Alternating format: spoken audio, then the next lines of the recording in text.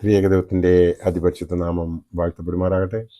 കർത്താവിൽ പ്രിയ വിശ്വാസികളുടെ സമൂഹമേ, കുഞ്ഞുങ്ങളെ, നിങ്ങൾക്കേവർക്കും ഉയർത്തെഴുന്നേറ്റ് വീണ്ടും വരുമെന്ന് അരുളിച്ചെയ്ത്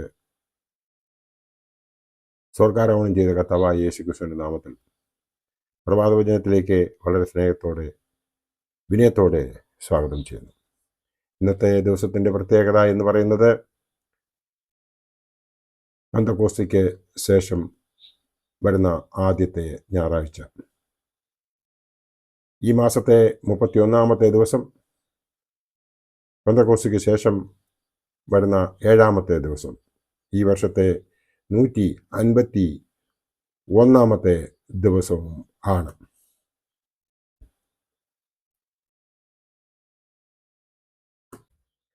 ആരാധനാ വർഷത്തിലെ 31-ാം ഞായറാഴ്ച ആണ് ഇത്. ഇന്ന് വിശുദ്ധ കുർബാനയിൽ എവൻഗലിയോൻ മേശയിൽ വായിച്ചു കേൾക്കാൻ പോകുന്നതായ വേദഭാഗം വിശുദ്ധ ലൂക്കോസ് എവൻഗലിയോസ്തായുടെ സുവിശേഷം 7-ാം അധ്യായം 27 മുതൽ 35 വരെയുള്ള വേദഭാഗം ആണ്.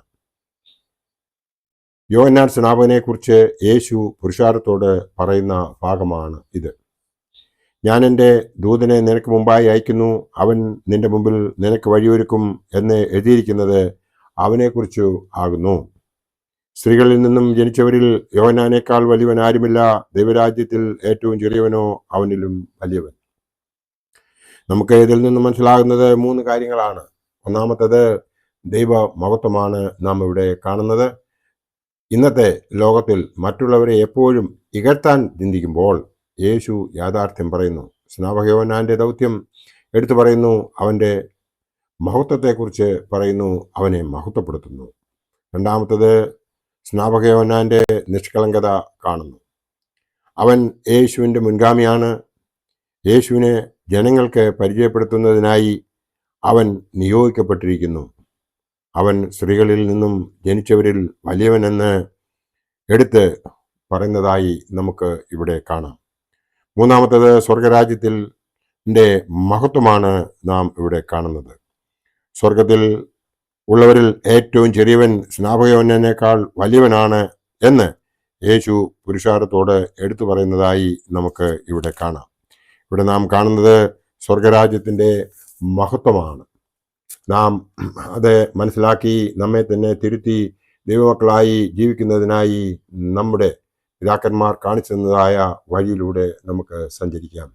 നമ്മുടെ പിതാക്കന്മാർ നമുക്ക് കാണിച്ചു തന്നതായ ആ പാത എന്ന് പറയുന്നത് യാമപ്രാർത്ഥനകൾ പൂർത്തിയാക്കണമെന്നും കൂദാശകളിൽ സംബന്ധിക്കണമെന്നും വിശുദ്ധ കുർബാനയിൽ ഭക്തിപൂർവം സംബന്ധിച്ച് കുർബാന അനുഭവിക്കണമെന്നും ഒക്കെ ആണ്. അതുപോലെ തന്നെ കാനോനിക നോമ്പുകൾ വളരെ വിശുദ്ധിയോടുകൂടി ആചരിക്കണമെന്ന് പറയുന്നുണ്ട്.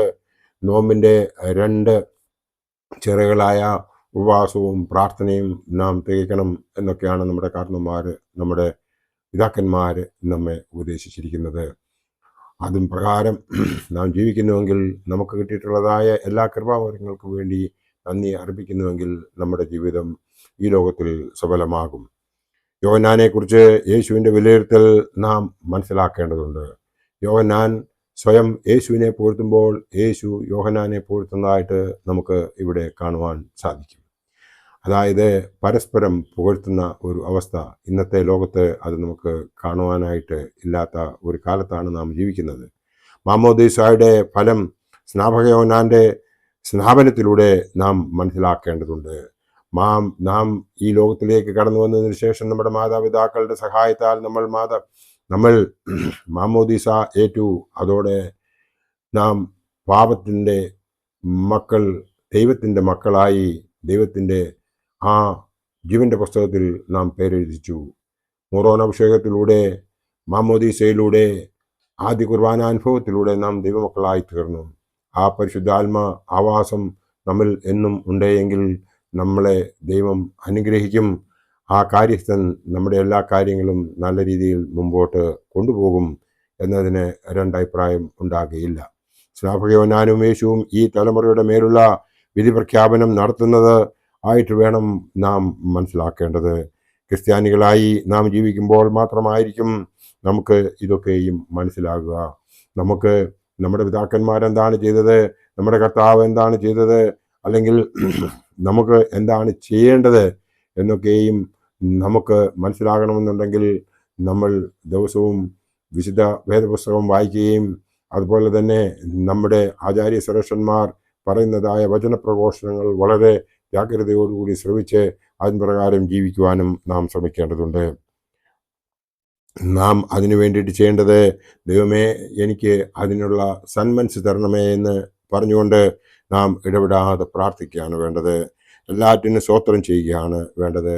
അങ്ങനെ ചെയ്യുമ്പോൾ മാത്രമേ നമുക്ക് ഈ ലോക ജീവിതം നമുക്ക് സഫലമാക്കി സ്വർഗത്തിൽ ഒരു സ്ഥാനം ഉണ്ടാക്കിയെടുക്കുവാൻ സാധിക്കുകയുള്ളൂ. അതിനു വേണ്ടിയിട്ട് ഈ പെന്തക്കോസ്തിക്ക് ശേഷം വന്ന ആദ്യത്തെ ഞായറാഴ്ച ഒരു കാരണമായി തീരട്ടെ എന്ന് മാത്രം ഈ അവസരത്തിൽ ഓർപ്പിച്ചുകൊണ്ട് എൻ്റെ വാക്കുകൾ ഇവിടെ ഉപസംഹരിക്കട്ടെ. ദൈവം നമ്മളെ എല്ലാവരെയും അനുഗ്രഹിക്കട്ടെ. നന്ദി, നമസ്കാരം.